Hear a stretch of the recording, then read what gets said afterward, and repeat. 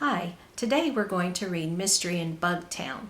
This particular copy was printed in 1997 by Accord Publishing, and now it's owned by Andrews McMeel Publishing, and they have a fantastic website. You need to check it out. You'll see a lot of your favorite books on there.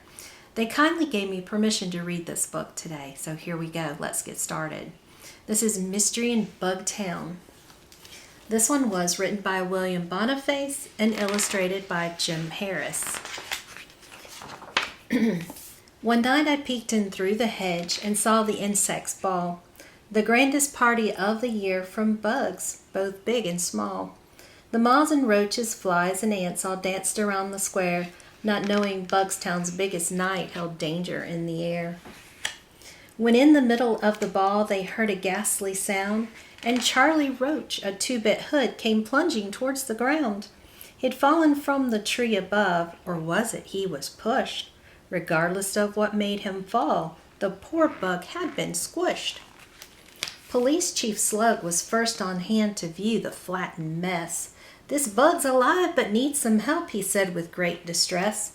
And as they hauled the roach away, the rattled Slug replied, "There's just one bug to solve this case of near insecticide." Inspector Cricket soon was there and knew just what to do. He scanned the scene for any sign and quickly found a clue. "Aha!" he cried and held it high.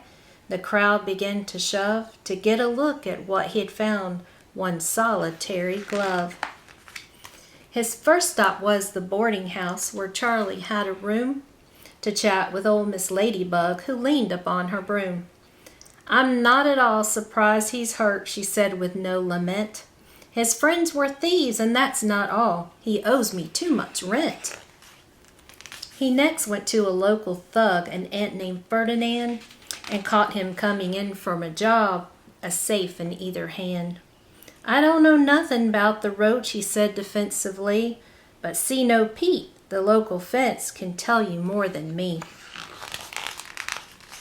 C-Note Pete, a centipede, was clever as could be. The cricket guessed if someone knew, then surely it was he. "It's a shame," Pete shook his head, "a tragedy so violent, but clever bugs know when to talk and when they should be silent." The cricket felt completely stumped, and then he saw the eyes of his old friend the Spider Queen, who ruled the web of spies. "Don't despair," the spider hissed. "I know that you can do it. The trail you're on is quite correct. You'll see when you hop to it." "That's it," he chirped, and down he went to try the daily splat, where Hedda Hopper reigned supreme as queen of Bugtown chat. "Of course I know," the gossip teased and gave a little hop. "Go right back to the underworld, but this time to the top."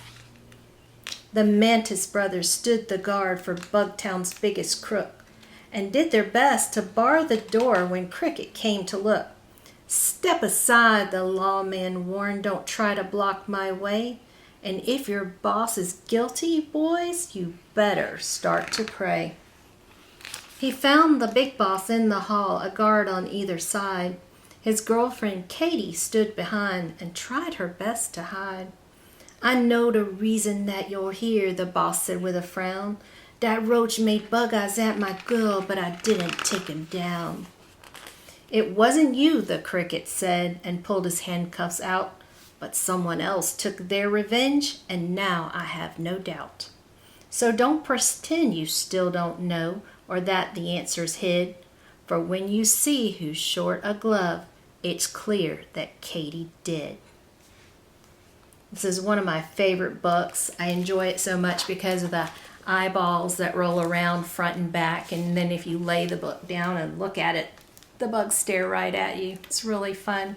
They do a good job, and they love creative books, so do check out Andrews McMeel Publishing. They do a really nice job with their books.